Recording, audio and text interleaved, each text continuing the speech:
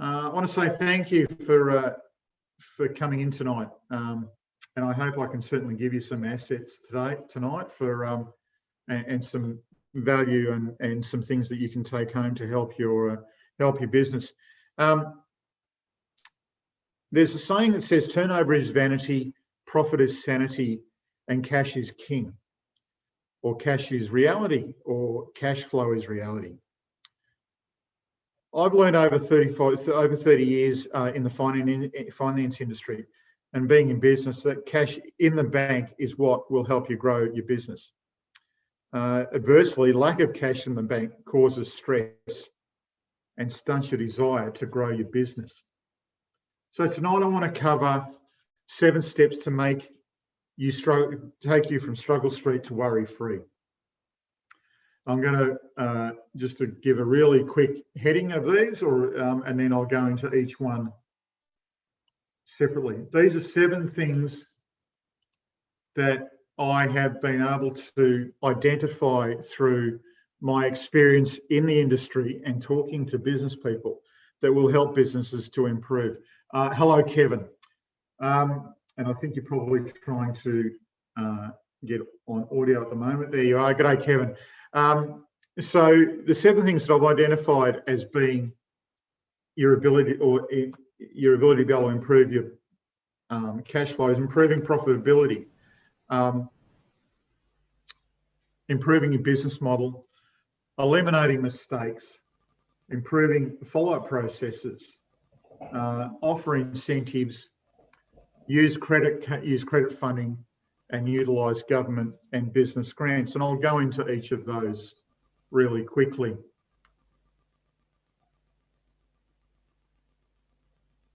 Improving profitability. People might think that this is a fairly logical way of improving cash flow, but sometimes we think it's in one way and not the other. So you can have a look at improving profitability. So profit is sanity. Improving profitability, you can break down into 2 areas, either increase your prices or decrease your spending. Increase your prices is an interesting one because, and there are people that specialise in pricing models and how to calculate them properly and to get the right price. What does the market want? Are you undercharging? Are you overcharging? And sometimes we all know about the Weston's wagon wheel that used to be this size and now is this size, and yet the price continues to go up. To make prices or to increase prices really well, it's a good idea to try and add value or perceived value to your pricing. So your price might go up, 5 or 10%, but there's an added value to it. If you set things up properly, that added value doesn't necessarily cost you anything, but it does mean your client will be paying a little bit more for your services. Adversely, decrease. And the interesting thing too is how long has it been since you've had a look at your prices? Are you pricing from 4 years ago, and what's the market doing? Is the market the same price as what you are? Adversely, when was the last time you did a budget for your business? Are there things that you're spending in your business now that you could actually do away with? Recently, I had a look at my own pricing and had a look at the fact that I have been contributing to the Australian Financial Review.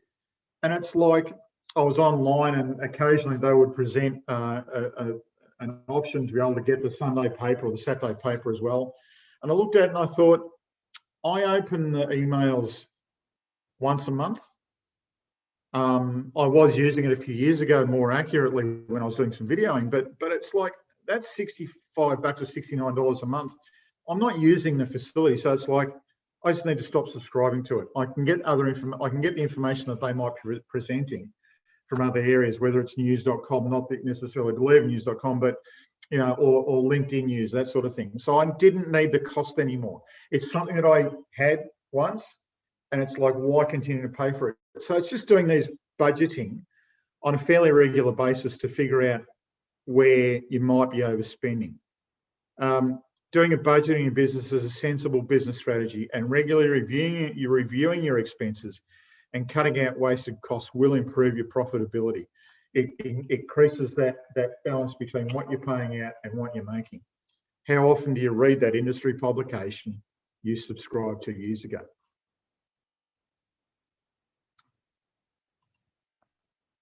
Another way to improve your cash flow is to improve your business model. Now, this is also an interesting one. You go, well, my business model's worked fine for years. How can I improve it? But here's a couple of ideas about how to improve your business model. You could get your customers to fund your business. How do we do that? Well, getting them, it's about when they pay. I've got a story a little bit later about how adjusting payment times can actually improve your cash flow. But you can have your customers, you can encourage them to pay a deposit or pay up front.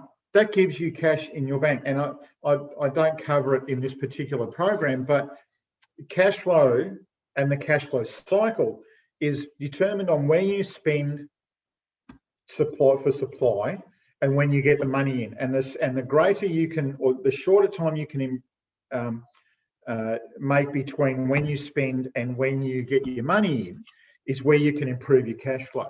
So if you're offering your clients a deposit or the ability to be able to pay a deposit or to pay up front, you're bringing that term in. You bring that gap between when you're paying for something and when you're getting paid, and that's what you're aiming to do. If you can bring it in like that, then that's where you've got positive cash flow, where it's always moving. Reducing your terms, or meaning, meaning they pay sooner. So let's say, for argument's sake, your terms are 14 days, or sorry, 30 days, or 30 days in a month, or whatever. You can improve your cash flow, and again, the story that I'll tell in a minute will illustrate this. But if you bring it back to 14 days, you improve your cash flow. Again, you bring your cash flow back, or your cash in closer to your cash out, which is reducing your cash flow. The closer you can get to it, you become cash flow positive.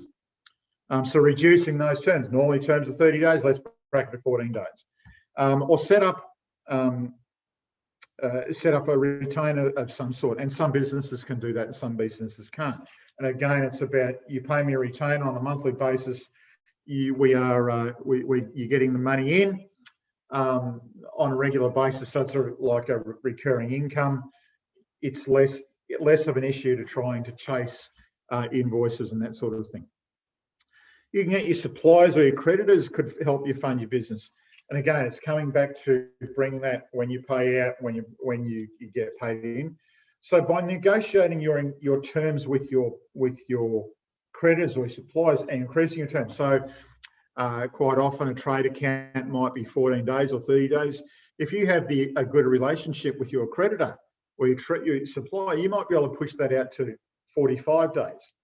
So it's less time for you to have to pay out. Again, this is where you're paying out. If you move your paying out date to there, and this is where your income date is, you're reducing that gap. That's what we're trying to do, is to reduce that gap. So you bring your supplier in here, it's reduced that gap, hasn't it? Again, if we can put it to that, you become cash flow positive.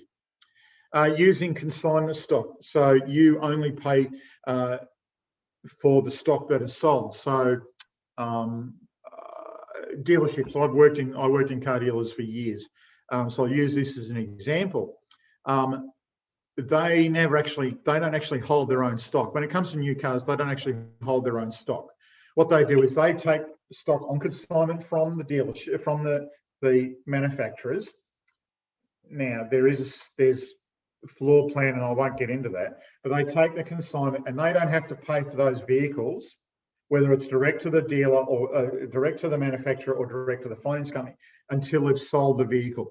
So they have 2, 3, 4, 10, 15, $50 million worth of stock sitting on their floor plan or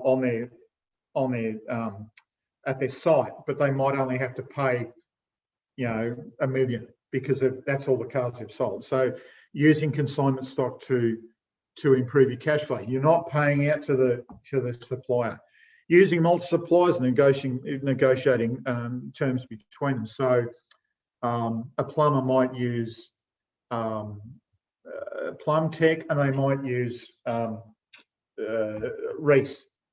And because they use both, they could go to Plumtech, they go to Reece, and they go, well, what terms can you supply me? Can you give me 45 days and 30 days, because my other supplier can give me 45 days. So it's having that that ability to be able to negotiate terms between the suppliers. So that's a good way of being able to get your suppliers to help you with improve your cash flow. Eliminating mistakes. This is one that I really enjoy talking about. Automate and optimize your processes. Eliminating common mistakes, it's usually from human error. It can have a marked effect on your cash flow and on your business. This is where the example I said about reducing your terms comes into play. Human error can play a huge part in the cash flow of business, from making errors in ordering supplies to incorrect accounting in invoices, from not ordering on time and paying for urgent supplies, or simply not sending out invoices on time. I've spoken to an accountant once who does a lot with trade clients, and they were complaining about this particular tradie was complaining about his cash flow. This is where the mistakes come in. And it seems like this complaint from tradies is a common theme. Kevin's a tradie of sorts, and he's probably either felt it or heard it in that having that issue with cash flow, although he probably hasn't come up with this particular error. But this particular theme, and I hear it from bookkeepers and accountants as well, it's a popular theme amongst tradies. This particular, and I'm not saying all tradies do this, but this is a particularly good example of error. This particular situation, the tradie hadn't sent out $7,000 worth of invoices, and he's complaining about his cash flow. And the accountant told him, of course, to go and send his invoices. And within a matter of days, his terms might have been 14 days or 30 days, I'm not sure, but within a matter of days, he'd had 75% of those invoices paid. And it was because in this particular situation, his invoices were to mums and dads, and they were waiting for a piece of paper. They were waiting for the invoice to come in on their email so they could pay it.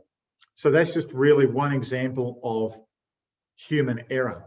Another example of when I was talking about changing your terms. Oh no, I'll cover that. I'll cover that in follow-up. I've covered on ordering too late or paying for urgent shipping. Quite often, if you want something within 24 hours, it costs you a lot more than if you had 2 weeks to have it shipped to you.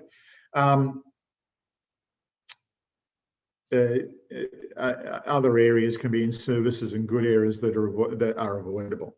So by automating and optimizing processes, you can eliminate these mistakes. That sort of thing can help you with your cash flow. Improve and follow up processes. This is also a big one. Follow up with phone calls, ask for a payment date, resolve any issues. So these are the sorts of things that if you improve on these processes, and this comes down to phone calls, not SMSs or emails, these sorts of things can help you improve your cash flow. So follow up with phone calls.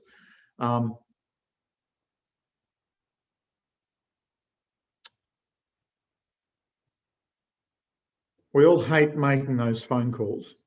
Don't rely on SMSs or emails. We're talking about actual phone calls. We all hate making those calls, but with a 3-call process, and having your invoices paid.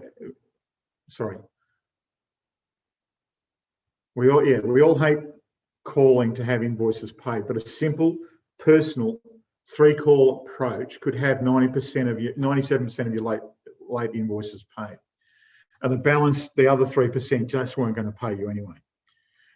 But the sorts of things that you offer on your invoices, the amount of people that don't do this, have payment details on your invoices. That's one thing. So make a payment to this particular bank account. Take credit card payments, and you can set that up through something like Stripe, or I found another one called B2B Pay. So offer those, offer over the phone payments. So when you're actually making your phone calls, you say, oh, well, I can take a payment now and be able to offer that online. Resolve any issues quickly and early. So if they ring and say, oh, I've got a problem with this particular process, then sort it out quickly.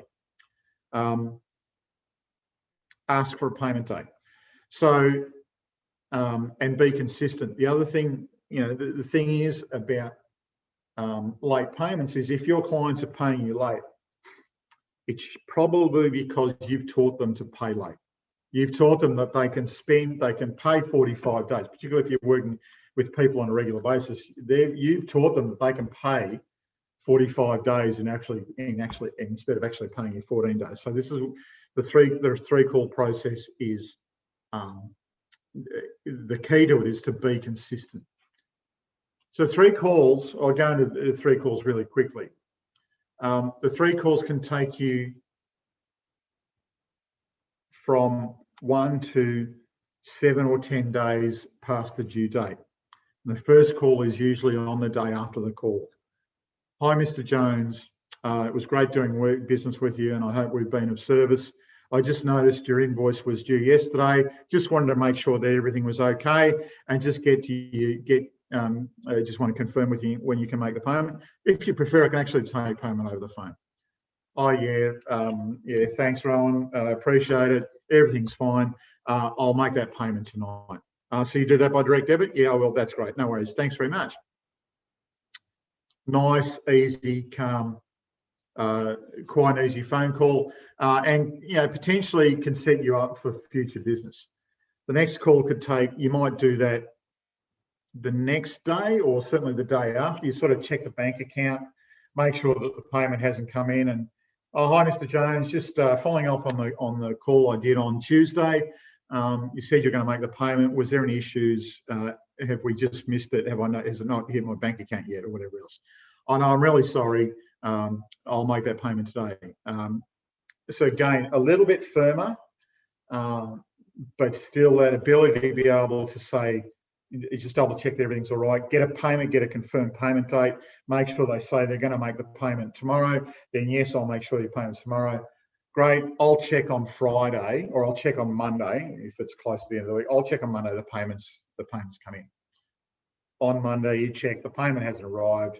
Hi, Mr. Jones. Just following up on the call and the promise that you've going to make the payment. I can't extend you any further credit. I can give you another 24 hours, confirm the payment's going to be made, or I can take the payment over the phone. But the next call you're going to hear from is from the collection agent. And that's it. A firm call. You're confirming that there's no problems. You're confirming that so they can pay. They can pay you. You're giving them an opportunity to be able to make arrangements if they need to, although you may not have mentioned it.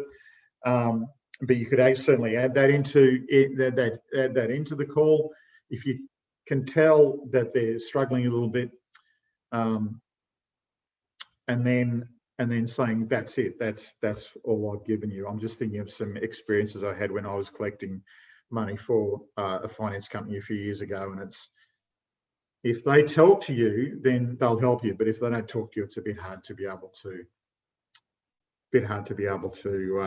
help them if they don't ask for help. So, like I said, it's your money. You've worked for it, so you have every right to have it, and you're entitled to it. The reason your clients pay late is because you've taught them and trained them to pay late. In most cases, big business and government pay when they pay.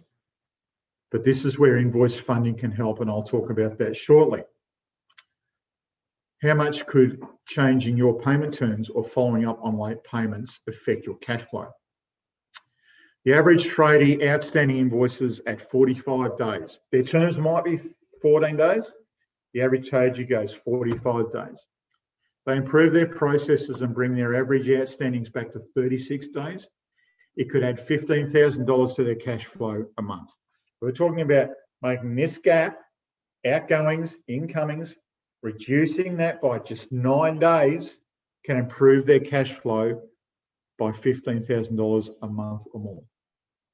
3 call approach, 1 day friendly, 3 day courteous, 6-day firm last chance, then the debt collectors.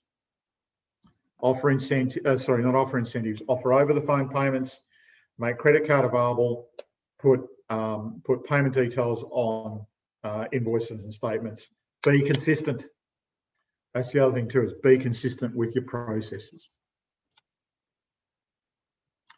Another way to improve your cash flow is offer incentives.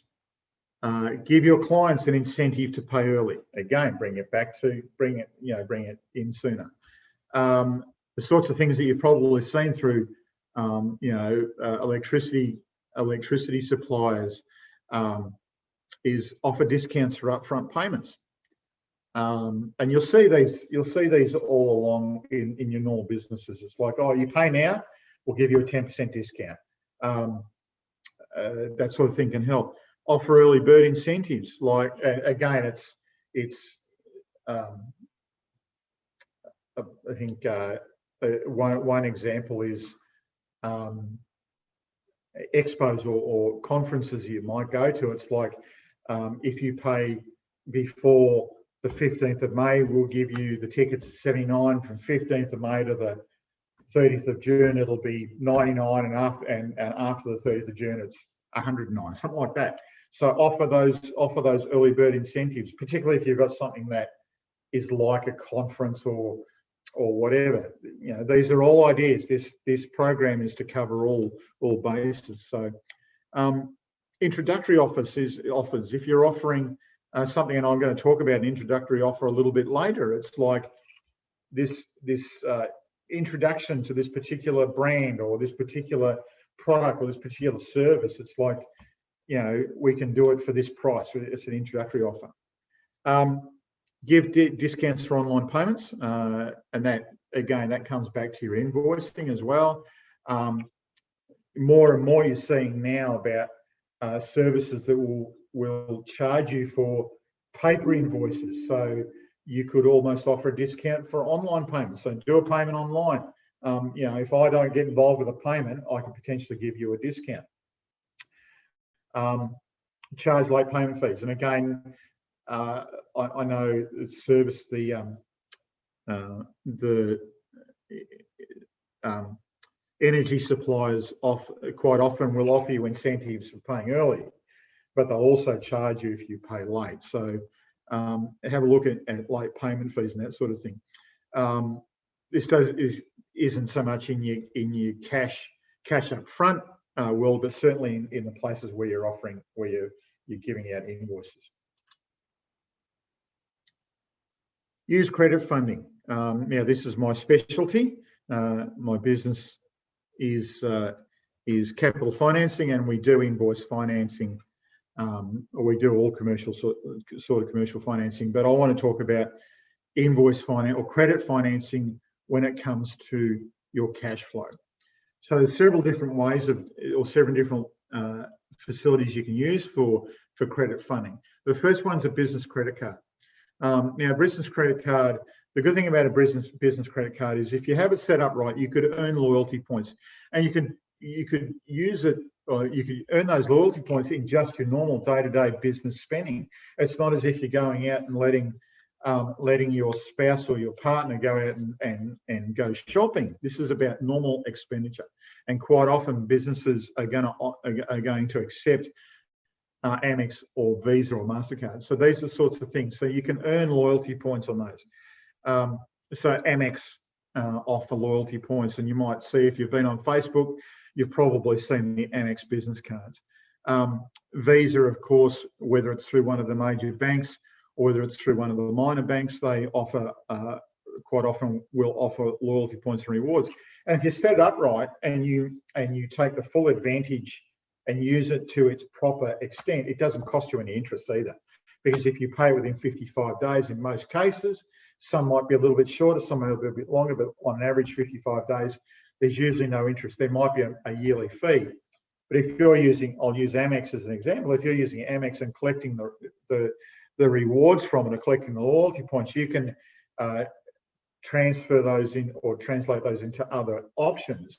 The $395 that it might cost you per annum for those extra loyalty points could potentially help your business. So Amex, Visa, MasterCard, most of the banks offer some sort of credit card. Many years ago, as a few of you remember, it used to be bank card, but it's now Amex, sorry, not Amex, Visa or MasterCard. Diners Club, not as accepted in a lot of places, but still another option. Quite often the airline loyalty programs have got an association with Visa or MasterCard in offering a facility where you can attach it to your loyalty program and earn points that way. Invoice financing, debtor financing. Invoice financing, also called factoring. And this is where, and this can really be of use and used to build your business. And this is not about last-ditch funding. This isn't my back's to the wall and I can't afford. I need a 50% per annum facility. You set this up right and you use it right. It's a bit like credit cards. You can do it and it can cost you minimal. So invoice financing or factoring is where a lender will advance you up to 80% of your outstanding invoices. Once your client pays less a couple of charges up front, once your client pays the invoice, and that's usually through a bank account that the lender controls for accounting purposes, you are paid the balance of the invoice less any fees. If an applicant or if a client takes, let's say, 45 days to pay an invoice, it'll cost you around about 6% of the value of your invoice, depending on the lender. And let's face it, 80% of the invoice in your bank account tonight, because this is what we're talking about. It's talking about 80% of the invoice tonight instead of waiting 30 or 45 days for 100%, is a lot more healthy for your cash flow. Cash in the bank. Cash flow is about cash in the bank. Cash is king. Cash is reality. I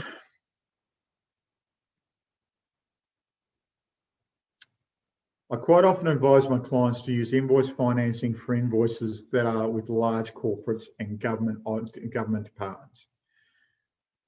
Places where you know you're going to get paid. Quite often these sorts of organisations dictate payment terms.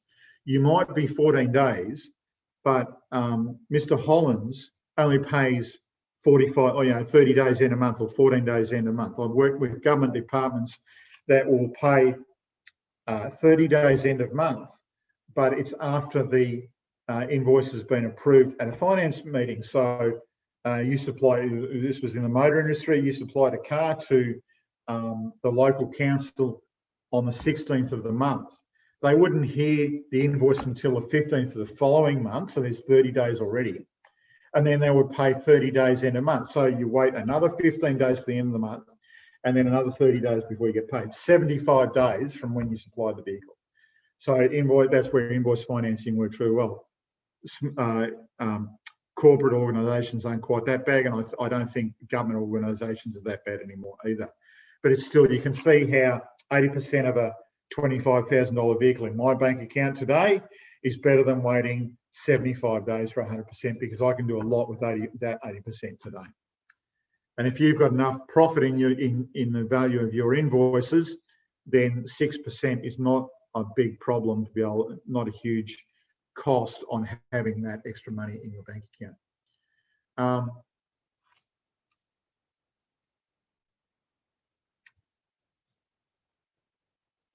Supply chain financing or supplier finance can be used for local or import supply. Fairly self-explanatory, so I'll give you a couple of examples.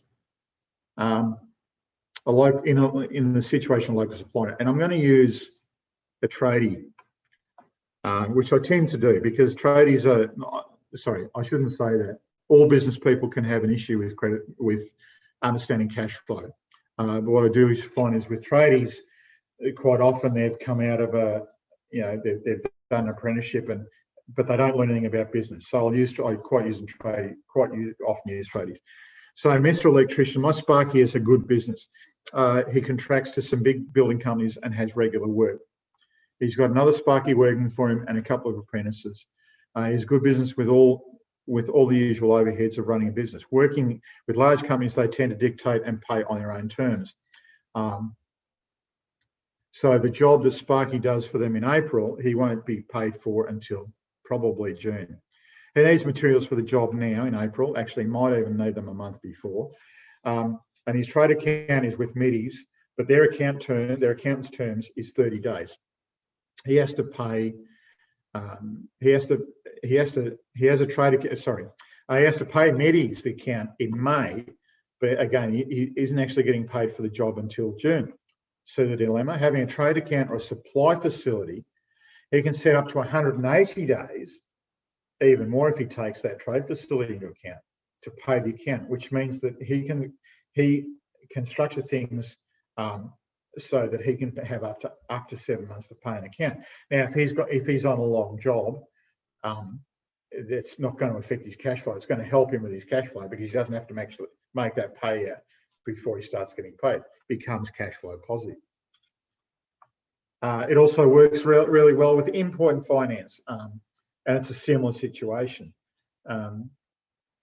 And the suppliers that we use, or the lenders that we use, quite often are doing import finance all the time. So they're able to take into account exchange rates and that sort of thing. Let's go out for dinner. That little Italian restaurant down the corner, their big draw card is they have import Italian wine, and in addition to local wines. Giuseppe is given an offer from his supplier in Italy that if he takes 5 pallets of wine this month, he'll get a 10% discount off wholesale. Now, Giuseppe does really well with his import wines and turns over between 1 and 2 pallets a month, but can't quite afford to pay for fire up front in one hit. He has a supply chain facility set up and is able to pay for the wines with the facility. He gets the wines in for 10% off as he was offered, and he's able to sell those wines over a 3-month period for 8% of the value of the invoice. The interest has cost him 8% over that facility, but he saved himself 2% off buying in bulk. See where supply chain in export or import finance can help him. Term loans.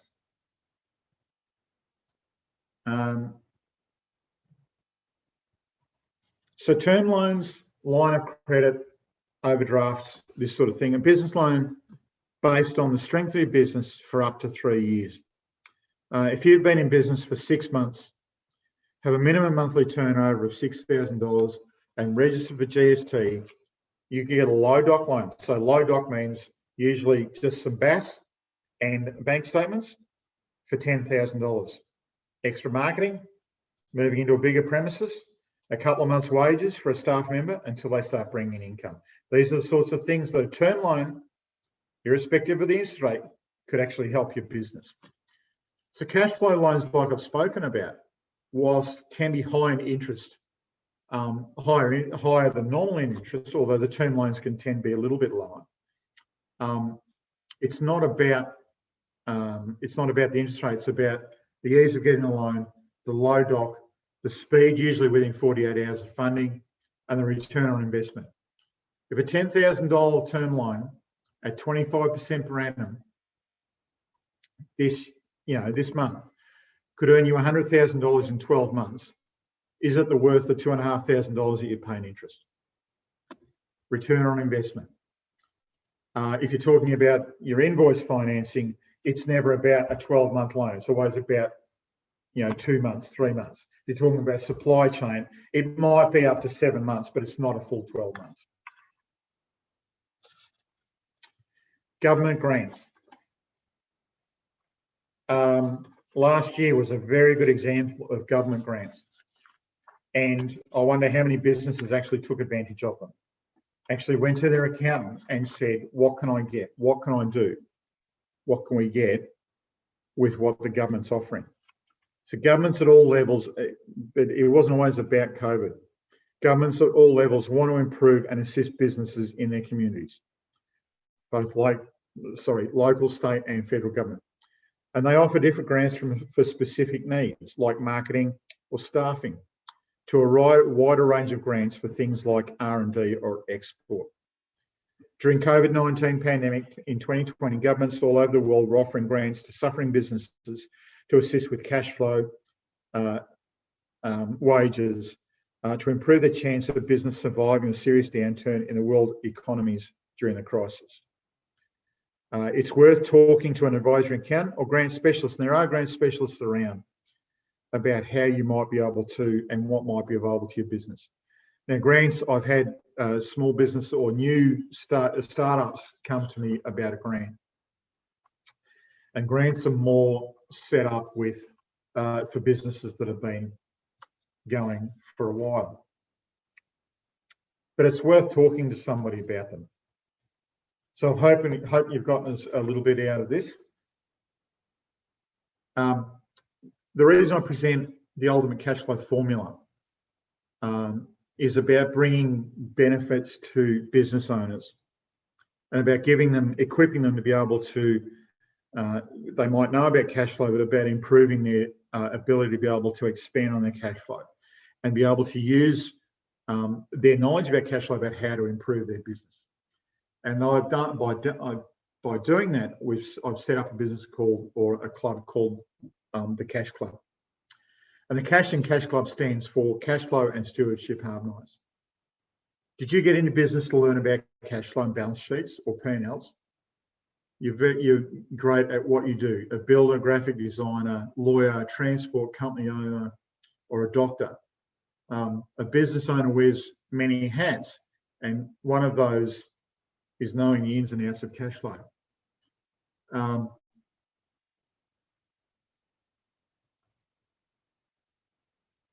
So what the Cash Club offers is,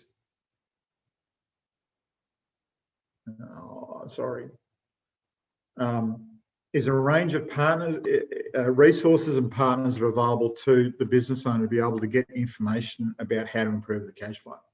So through the Cash Club partners and programs, we aim to provide education, connection, and expertise from industry partners, from key industry partners, so specialists in their particular fields, like accountant, bookkeeper, a graphic designer, solicitor, and they've been handpicked, selected for their knowledge in their field to equip you, the business owner, to build your business, focus on your clients, and reduce the stress of running the admin of your business. And we're throwing in some members' benefits from shopping to business services, and as we grow, more and more of those things will be added. We wanted to bring sound mentoring to your processes that comes from experience in finance industry and access to industry leaders and experts. If you have any understanding on how cash flow work and how cash and cash flow work,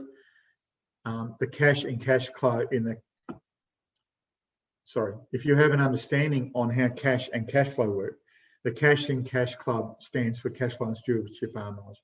We want to bring congruence in your minds to how to manage your cash flow in your business. We're offering education, connection, expertise, and members' benefits. So what are the members getting? As a member of the Cash Club, you get online courses and resources, a little bit, an expanded version of what I've described to you tonight. And other resources that are available. I've got some key people that aren't necessarily partners, but have some really good resources that will be presented and offered to you at the normal cost that they would come in. But these are programs and processes that can help you improve your business. Regular Zoom meetings, so a little bit like tonight, but on the Zoom meeting we're talking a specific topic, and it'll be presented by one of our partners who will bring their expertise for a 30 or 45-minute presentation, and then a little bit of discussion and networking around what they present. You'll get an opportunity to actually hear from all the partners and a really quick snippet of what they do. You'll get access to those industry experts through social media, through a members-only Facebook page, and a members-only website. It will be coming to be able to access that information, access those experts. Regular emails, so newsletters, so 2 a month, one introducing a partner and one introducing one tip on things that will be able to help your business. And others benefits, as I mentioned, a members-only discount buying service that will be introduced down the track. So if you've got any interest at all with what you've heard about tonight, so I should have read my notes, shouldn't Ultimate Cashflow Formula Training Manual, a 7-module series with workbooks put together to give you strategies and procedures in how to improve your cash flow. Normally valued at $297. That'll be part of your membership, and will be available soon. Other resources and training selected and supplied by your partners and other professionals in the field of business. A monthly Zoom webinar where you will hear from one of our partners, give valuable insights to assist you in your business growth, and opportunity to ask questions. Exclusive members-only website and members-only Facebook page where you can chat with industry experts who are our partners and other members. You'd be surprised how much networking you do with members from all over Australia. Twice monthly newsletter with hints and tips from our partners to help you build your business, and other benefits to be added down the track, like a discount card. So if you've had any interest in what you've seen tonight, the normal price is going to be $497 plus GST. Or if you want to pay it over a 12-month on regular payments, it'll be $50 a month, including plus GST on direct debit. And that will give you membership through the 30th of June. But for tonight,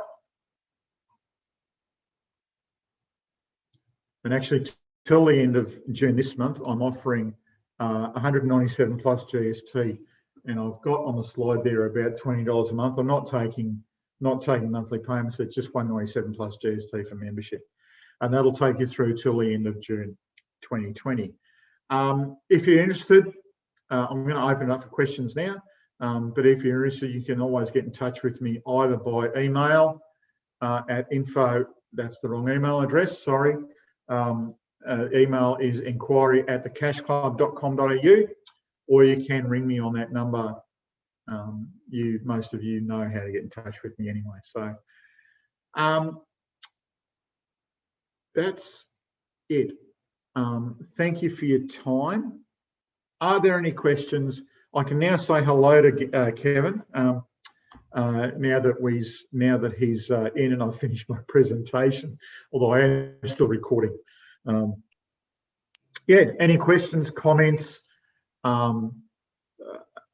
valuable feedback, additions to my presentation? This is my first presentation, and as I mentioned, I'm going to do this fortnightly, and I'm just going to push it out to my network, and I hope as many people might pick it up, push it out to their own network.